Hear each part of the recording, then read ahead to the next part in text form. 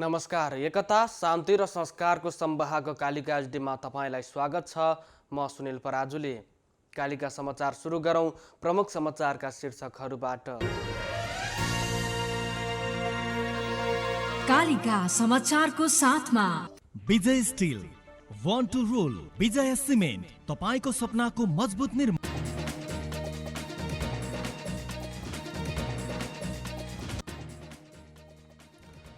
द्वन्द्वकालीन समयमा घाइते भएर उपचार गर्नुपर्ने अवस्थामा रहेका व्यक्तिहरूको सरकारले निशुल्क उपचार गर्ने, निजामती कर्मचारीहरूको आधिकारिक ट्रेड युनियनको निर्वाचन स्थगित गर्ने मन्त्री परिषदको निर्णय। पछिल्लो 24 घण्टामा नेपालमा 1255 संक्रमित थपिए। 1400 कोरोना संक्रमण मुक्त, 25 जनाको मृत्यु। अफगानिस्तानमा आत्मघाती आक्रमणमा 26 सुरक्षाकर्मीको मृत्यु, 17 जना गम्भीर घाइते। र साग प्रतियोगिता आयोजनाको खर्च विवरण सार्वजनिक।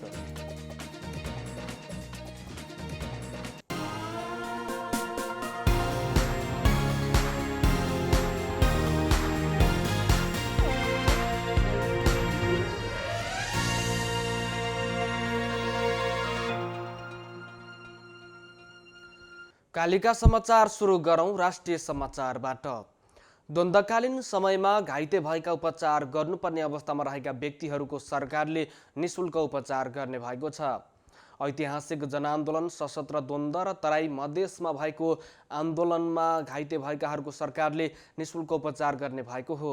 विभिन्न समयमा भएका आन्दोलनहरूमा घाइते भई उपचार गराउनुपर्ने अवस्थामा रहेका व्यक्तिहरूलाई सरकारी अस्पतालमा निशुल्क उपचार गर्ने निर्णय भएको सरकारका प्रवक्ता एवं सञ्चार तथा सूचना प्रविधि मन्त्री पार्वत गुरुङले बताउनुभयो। यस्तै मन्त्री परिषदले नेपाल कृषि बजार विकास कार्यक्रम दोस्रो चरण अन्तर्गत स्विजरल्यान्ड सरकारबाट प्राप्त हुने करिब 1 अर्ब 25 करोड नेपाली रुपैयाँ सहायता स्वीकार गर्ने निर्णय पनि गरेको छ।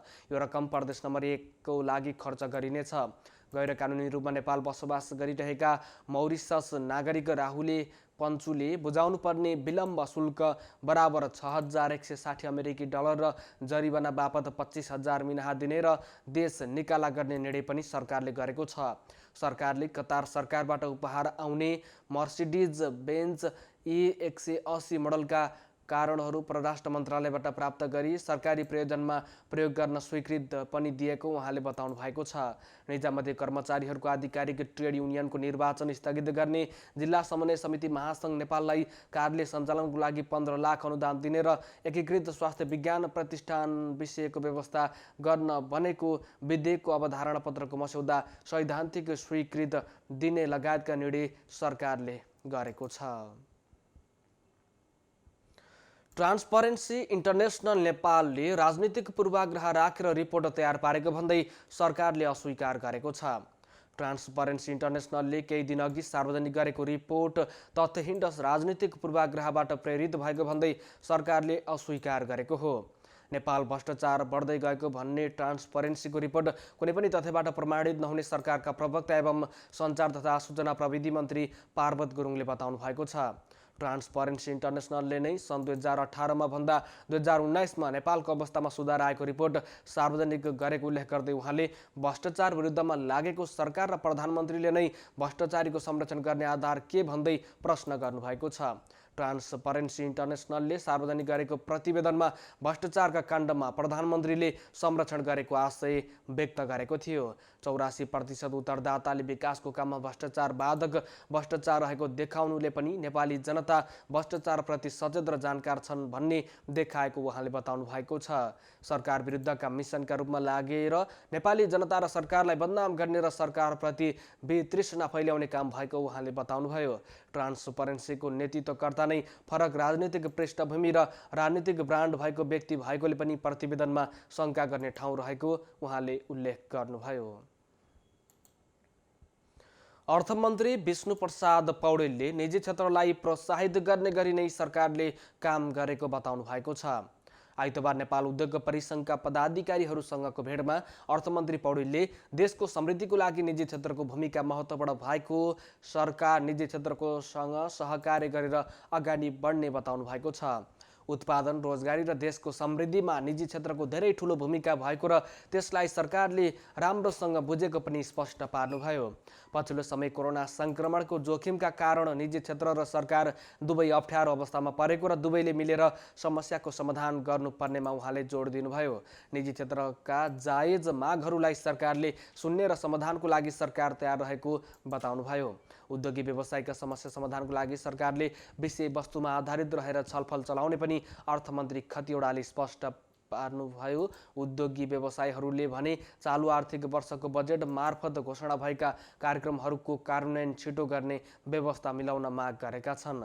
कोभिडका प्रभाव न्यूनीकरणको लागि बजेटले ल्याएका सहुलियतको कार्यक्रम कार्यान्वयनमा नआउँदा उद्योग सञ्चालनमा कठिनाई भएको नेपाल उद्योग परिसङ्घका अध्यक्ष सतीश मोरले बताउनुभयो। उद्योगहरूलाई विद्युतको डिमान्ड चार्जमा छुट दिने व्यवस्था बजेटले गरे पनि अहिलेसम्म कार्यान्वयनमा नआउँदा उद्योग सञ्चालनमा कठिनाई भएको पनि अध्यक्ष मोरले बताउनुभयो। उद्योगीहरूले बजेट मार्फत बिजुलीको माग कम हुने समयको डिमान्ड शुल्कमा 50% छुट हुने व्यवस्था गरे पनि कार्यान्वयनमा नआउँदा अहिले विद्युत प्राधिकरणले सो छुट रकममा समेत जरिवाना लगाएर रकम सुलभ गर्न लागेको गुनासो गरेका छन्। यस्तै पुनर्कर्जा कोषको कार्यविधि बनाइदिँदा एक ऋणीलाई अधिकतम 20 करोडको सीमा लगाइँदा ठुला उद्योगी व्यवसायलाई राहत नहुने भन्दै सीमा हटाउन माग गरिएको छ। नेपाल भ्रमणमा रहेका चीनको राज्य परिषद सदस्य तथा रक्षा मन्त्री वेई फेङ्गे नेपाली सेनाको जङ्गी अड्डा निरीक्षणको लागि पुग्नु भएको छ। भद्रकाली स्थित जङ्गी अड्डा पुग्दा नेपाली सेनाको एक टोलीले उहाँलाई सम्मान गरत अर्पण गरेको थियो। रक्षा मन्त्री फेङ्गे 21 सदस्यीय प्रतिनिधि मण्डलको नेतृत्व गर्दै विशेष विमानबाट काठमाडौँ अवतरण गर्नुभएको हो। प्रतिनिधि मण्डलमा जनमुक्ति सेनाका उच्च अधिकारी समेत हुनुहुन्छ। आइतबार नै उहाँले राष्ट्रपति विद्यादेवी भण्डारी र रक्षा मन्त्रालयको समेत कार्यभार सम्हाल्नुभएका प्रधानमन्त्री केपी शर्मा ओलीसँग बेग्ला बेग्लै शिष्टाचार भेट तथा प्रधान सेनापति पूर्णचन्द्र थापासँग द्विपक्षीय वार्ता गर्ने कार्यक्रम छ। उहाँलाई त्रिभुवन विमानस्थलमा गृहमन्त्री रामबहादुर थापाले स्वागत गर्नुभयो। यसअघि विदेशी पाहुनासँग हात मिलाएर स्वागत गर्ने प्रचलन रहे पनि आइतबार भने गृहमन्त्री थापा र चिनिया रक्षा मन्त्री फेङ्गेले कुइनो जोडेर शिष्टाचार आदान प्रदान गर्नुभयो। कोरोना भाइरस महामारीका कारण हात मिलाउनुको सट्टा कुइना ठोकाउने प्रचलन छ। रक्षा मन्त्री ओईलाई गृहमन्त्री थापा, रक्षा मन्त्रालयका सचिव रेशमीराज पाण्डे, नेपाली सेनाका रथी प्रभुराम शर्मा, नेपालको लागि चीनका राजदूत हौ यान्ची, परराष्ट्र मन्त्रालयका सहसचिव कालीप्रसाद पोखरेल लगायतले स्वागत गर्नुभएको थियो। चिनिया विशिष्ट पाहुना 21 सदस्यीय प्रतिनिधि मण्डलको नेतृत्व गर्दै विशेष विमानबाट काठमाडौँ अवतरण गर्नुभएको हो। प्रतिनिधि मण्डलमा जनमुक्ति सेनाका उच्च अधिकारी समेत हुनुहुन्छ। त्रिभुवन विमानस्थलमा संक्षिप्त मन्तव्य व्यक्त गर्दै चिनिया रक्षा मन्त्री फेङ्गेले पारस्परिक सैन्य सहयोग अभिवृद्धि गर्दै दुई देशबीचको विद्यमान सम्बन्धलाई थप सुदृढ तुल्याउन आफ्नो भ्रमणको उद्देश्य भएको स्पष्ट पार्नु भएको छ। भ्रमण परिमाणमुखी हुनेमा म विश्वस्त छु। कोभिड-19 का कारण भ्रमणमा केही विलम्ब भयो। कोभिड-19 का समयमा नै भएको आफ्नो भ्रमणको विशेष महत्त्व हुने बताउँदै उहाँले भन्नुभएको छ। चीनको राज्य परिषद सदस्य तथा रक्षा मन्त्री वेई फेङ्गेले चीन र नेपालको राष्ट्राध्यक्ष एवं सरकार प्रमुखका तहमा भएका द्विपक्षीय समझदारी कार्यान्वयनको सिलसिलामा आफू नेपालको छोटो भ्रमणमा आएको बताउनु भएको छ। नेपाली काङ्ग्रेसका नेता डाक्टर शेखर कैरलाले महाधिवेशन वैशाख भन्दा पछि सार्न नहुने बताउनु भएको छ।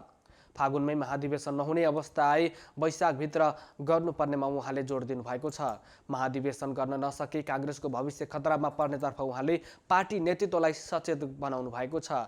अधिवेशन समयमा गराउन नेतृत्वलाई दबाब दिन पनि उहाँले कार्यकर्तालाई आग्रह गर्नुभएको छ। काठमाडौँमा आयोजित कार्यक्रममा उहाँले भन्नुभएको छ, अधिवेशनको बेला मात्र चलायमान हुने परम्परालाई हटाउनुपर्छ। 12 महिना र 365 दिन नै चलायमान हुँदा मात्र काङ्ग्रेस बलियो हुन्छ। नेता कोइरालाले समावेशिता र मेरिटोक्रेसीका सन्दर्भमा काङ्ग्रेसभित्र बहस हुनुपर्ने बताउनु भएको छ। पदको लागि आन्तरिक झगडामा व्यस्त सरकार र सत्तारूढ दल भ्रष्टाचारमा रुमलिएको उहाँले आरोप लगाउनु भएको छ। सरकारले कोरोना रोकथाम तथा नियन्त्रण गर्न नसक्ने ठोकुवा गर्दै उहाँले प्रधानमन्त्रीकै कारण संघीयता धरापमा परेको आरोप लगाउनु भएको छ। पछिल्लो 24 घण्टामा 1255 जना कोरोना संक्रमित थपिएका छन्। स्वास्थ्य तथा जनसङ्ख्या मन्त्रालयका अनुसार पछिल्लो 24 घण्टामा 1255 जना सङ्क्रमित थपिएका हुन्।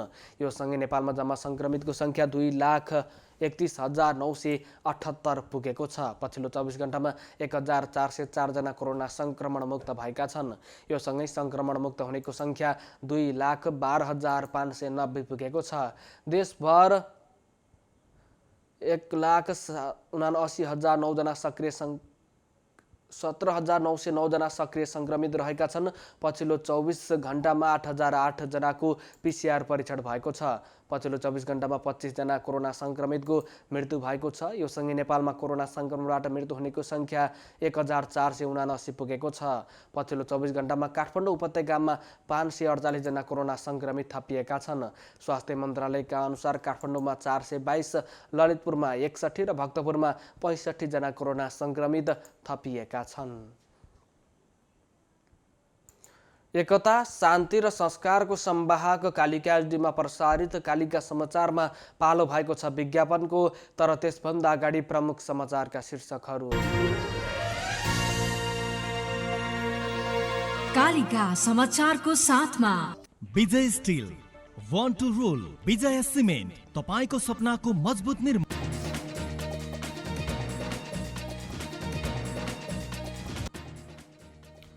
द्वन्द्वकालीन समयमा घाइते भएर उपचार गर्नुपर्ने अवस्थामा रहेका व्यक्तिहरूको सरकारले निःशुल्क उपचार गर्ने, निजामती कर्मचारीहरूको आधिकारिक ट्रेड युनियनको निर्वाचन स्थगित गर्ने मन्त्री परिषदको निर्णय। पछिल्लो 24 घण्टामा नेपालमा 1,255 जना कोरोना सङ्क्रमित थपिए। 1,404 सङ्क्रमण मुक्त, 25 जनाको ज्यान गयो। अफगानिस्तानमा आत्मघाती आक्रमणमा 26 सुरक्षाकर्मीको मृत्यु, 17 जना गम्भीर घाइते। र साग प्रतियोगिता आयोजनाको खर्च विवरण सार्वजनिक।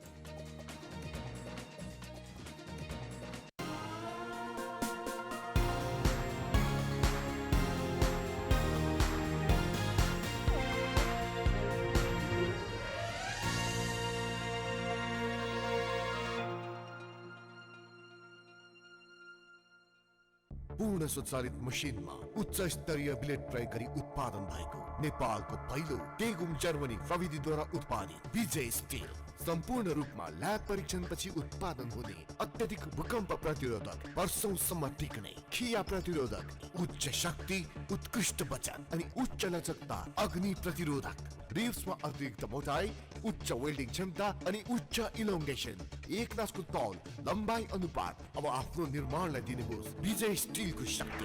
विजय steel FE 500, FE 500D। Vijay steel, born to rule. हाँस्दै खेल्दै सानो सानो खुसीमा भुल्दै हुर्किँदैछ नेपाल चोको फनमा रमाउँदै, नयाँ साथी बनाउँदै विशाखोलाई मनाउँदै हुर्किँदैछ नेपाल चोको फनमा रमाउँदै।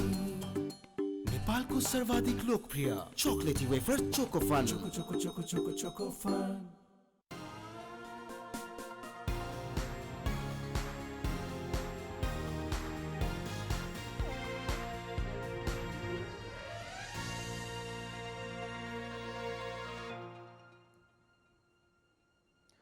कालिका समाचारमा पुनः स्वागत छ। अब स्थानीय समाचार। माडीको धार्मिक क्षेत्र गोर्धकधाम नजिकै 10 वटा होमस्टे थपिएका छन्।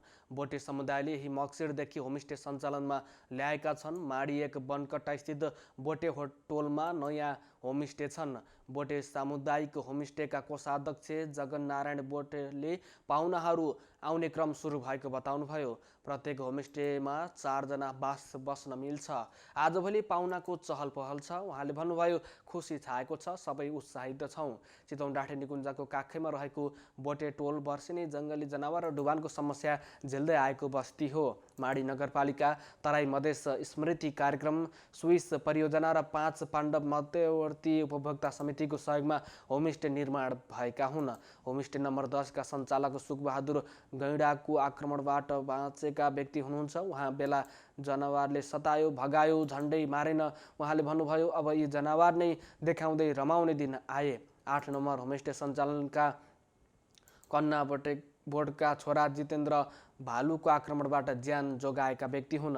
घाटीमा गहिरो चोट छ। गाउँमा होमस्टे बनेपछि रमाइला दिन आएका छन्। जितेन्द्रले भन्नुभएको छ, सुनसान हुने बस्तीमा गाडी हुइकिन थाले, नयाँ पाहुना आउन थाले। कन्ना 12 वर्षदेखि टाइगर टम्सका माउती हुनुहुन्छ। यही टोलमा हात्तीमा पर्यटक राखेर घुमाउने धोको छ। उहाँले भन्नुभएको छ, दुःखका दिन ढिलै भए पनि जान लागे जस्तो लाग्छ। होमस्टेका अध्यक्ष सन्तोष प्रसाद बोर्डका अनुसार बोटे टोलकै 8 जनाले जङ्गली जनावरको आक्रमणबाट ज्यान गुमाएका छन्। 1 दर्जन बढी घाइते छन्। जनावरले सताएको बस्तीका रूपमा बोटे टोल पर्छ। सांस्कृतिक भवन बनाउँदैछौँ। अध्यक्ष सन्तोष प्रसादले भन्नुभएको छ, मौलिक शैलीकै बनाउँदैछौँ। संस्कृति जोगाउँदै संरक्षण गरिनेछ। पाहुनालाई स्थानीयले हाँस, लोकल कुखुरा, माछा, घुँगीको परिकार खुवाउने गर्छन्। धार्मिक क्षेत्र गोकर्धधाम बोटे टोलमा करिब 1 किलोमिटर पश्चिममा पर्छ। बोटे टोलमा 100 बढी बोटका घरधुरी छन्। माडी 1 वडाध्यक्ष कृष्णप्रसाद पौडेलले वाल्मिकी आश्रमदेखि गोर्धक क्षेत्र जोड्न सके धेरै आन्तरिक तथा बाहिरी पर्यटक बन्ने बताउनुहुन्छ।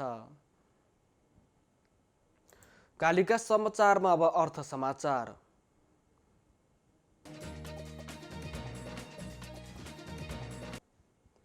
शेयर बजारले फेरि पनि ऐतिहासिक कीर्तिमान कायम गरेको छ। साताको पहिलो कारोबारको दिन नेप्से परिसूचक र खरिद बिक्री रकम दुवैमा अहिलेसम्मकै नयाँ रेकर्ड कायम भएको छ। गत बिहिबार 1893.24 अङ्कमा पुगेर बन्द भएको बजार आज आइतबार 75.02 अङ्कले बढेर 1968.27 अङ्कमा बन्द भएको छ। क वर्गका कम्पनीहरूको कारोबार मापन गर्ने सेन्सेटिभ परिसूचक पनि 18.76 अङ्कले बढेर 383.93 अङ्कमा बन्द भएको छ।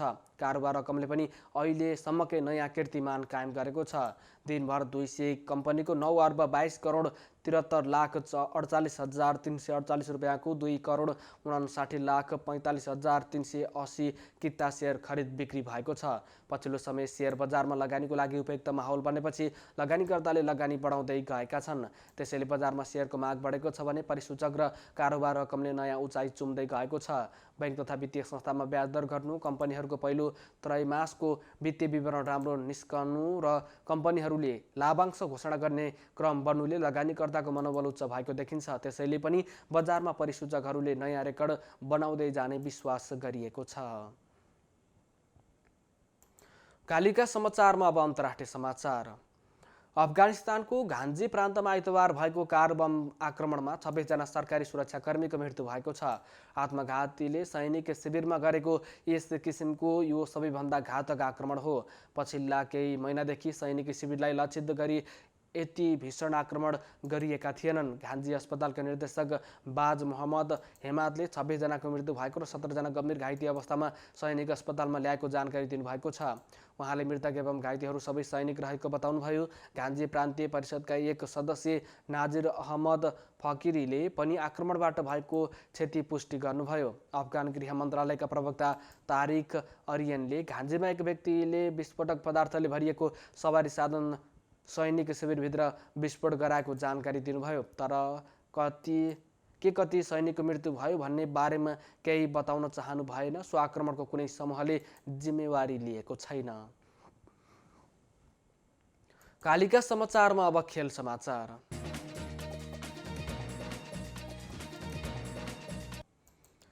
राष्ट्रिय खेलकुद परिषद राखेपाले 13औं दक्षिण एसियाली खेलकुद प्रतियोगिता सागमा भएको खर्च विवरण सार्वजनिक गरेको छ। प्रतियोगिता सम्पन्न भएको 3 महिनाभित्र खर्च विवरण सार्वजनिक गर्ने घोषणा गरेको राखेपाले 1 वर्षपछि सार्वजनिक गरेको हो।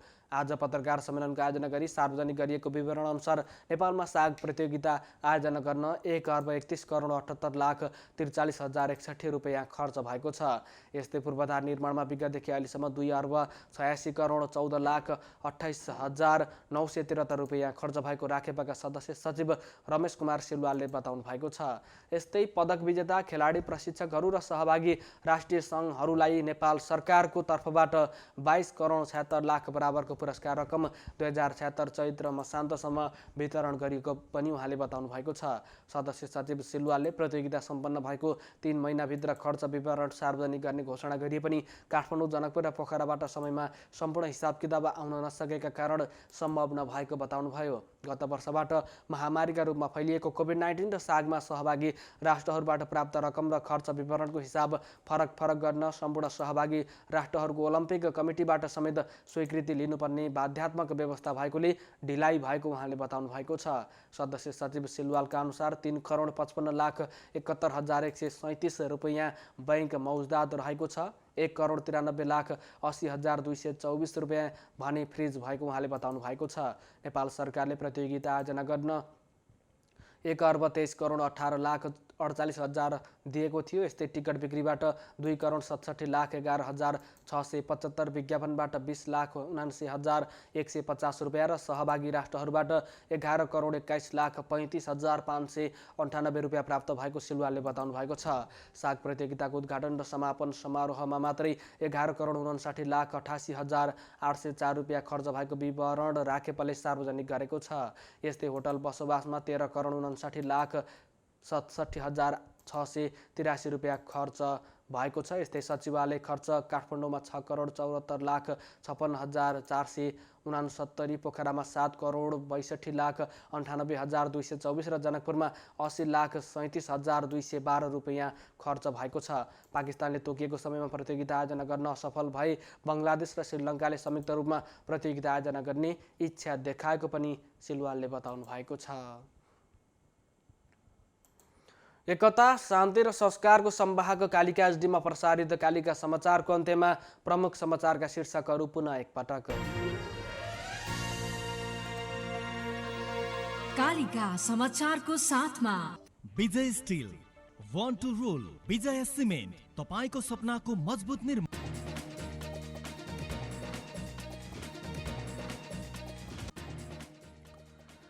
द्वन्द्वकालीन समयमा घाइते भएर उपचार गर्नुपर्ने अवस्थामा रहेका व्यक्तिहरूको सरकारले निशुल्क उपचार गर्ने, निजामती कर्मचारीको आधिकारिक ट्रेड युनियनको निर्वाचन स्थगित गर्ने मन्त्री परिषदको निर्णय। पछिल्लो 24 घण्टामा नेपालमा 1,255 जना कोरोना संक्रमित थपिए, 1,404 जना संक्रमणमुक्त, 25 जनाको ज्यान गयो। अफगानिस्तानमा आत्मघाती आक्रमणमा 26 सुरक्षाकर्मीको मृत्यु, 17 जना गम्भीर घाइते। र साग प्रतियोगिता आयोजनाको खर्च विवरण सार्वजनिक।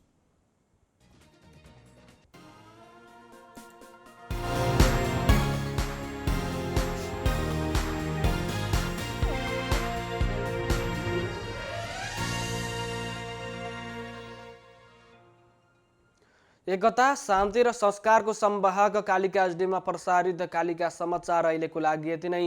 हेर्दै गर्नुहोला कालिका एचडी। म सुनिल पराजुली बिदा हुन्छु। नमस्कार।